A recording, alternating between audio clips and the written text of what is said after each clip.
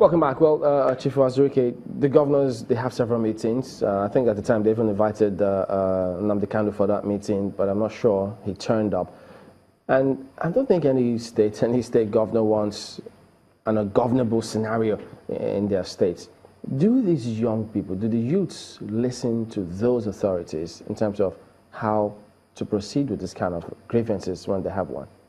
Well, the invitation, I think, is for today. Nnamdi Kanu is supposed to turn up for him either yesterday or today. And he said, I can't come because the soldiers have surrounded and they will kill me. That is his suspicion. So he has a genuine reason, but they can always call him on phone. 2, no governor actually wants chaos in his state. A governor performs at his best when there is rule of law, when there is order, when people move about the street freely and without any fear of molestation.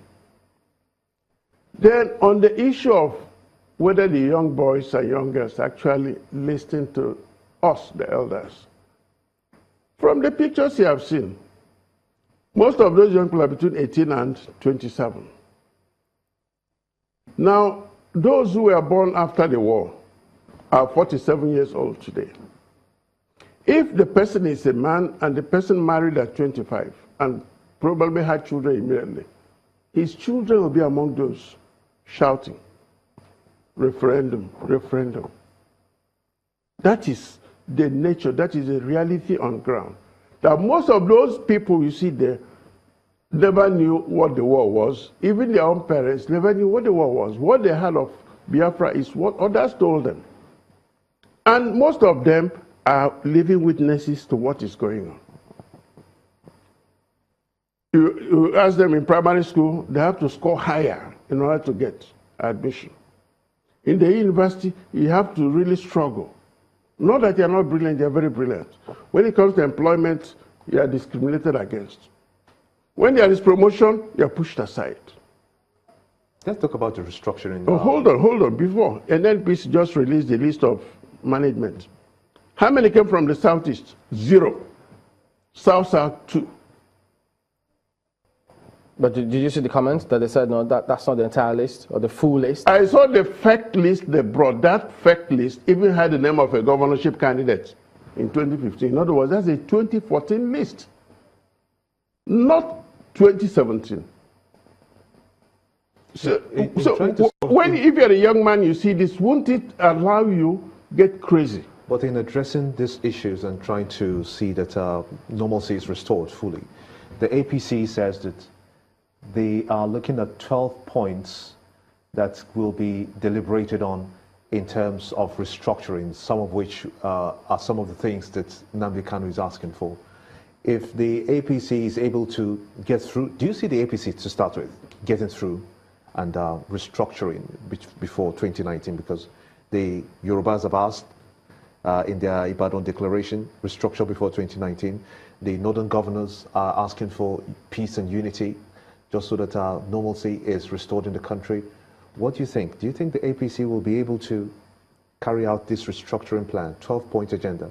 Well, I am a member of the Southern Leaders Forum. And I can tell you that we made it very clear, presented all the details. What is restructuring, we told them. What to do, we told them. How to go about it, we told them. The easiest way is to even get the 2014 National Conference, see their reports, read it first.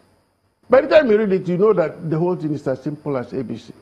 But the willingness of APC to even touch that issue, called restructuring, is the issue. When this thing started, they allowed it to expand.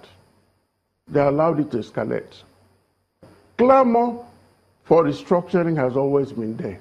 Obasanjo, Yaradua, Jonathan, now the current president. It is nothing new, but it is how you respond to issues. Let me even give you one small example about response. MASOP started 18 years ago, IPOB just a few years ago. Nnamdi Kanu was retained under Obasanjo. Most people don't even know. And released shortly after.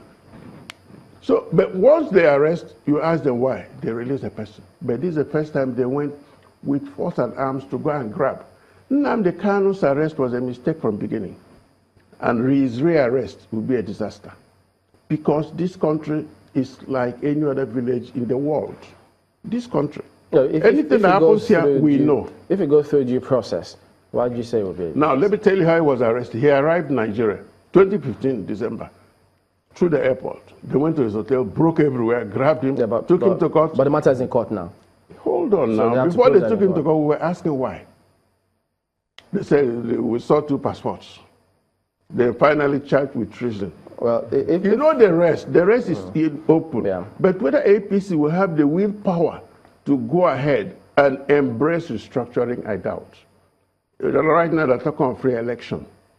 Oh, you mean that they cannot achieve it before 2019? They don't have the willpower.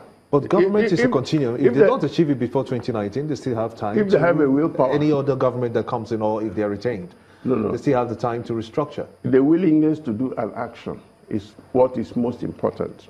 In other words, if you say, yes, we want restructuring, how do we go about it? You know what to do.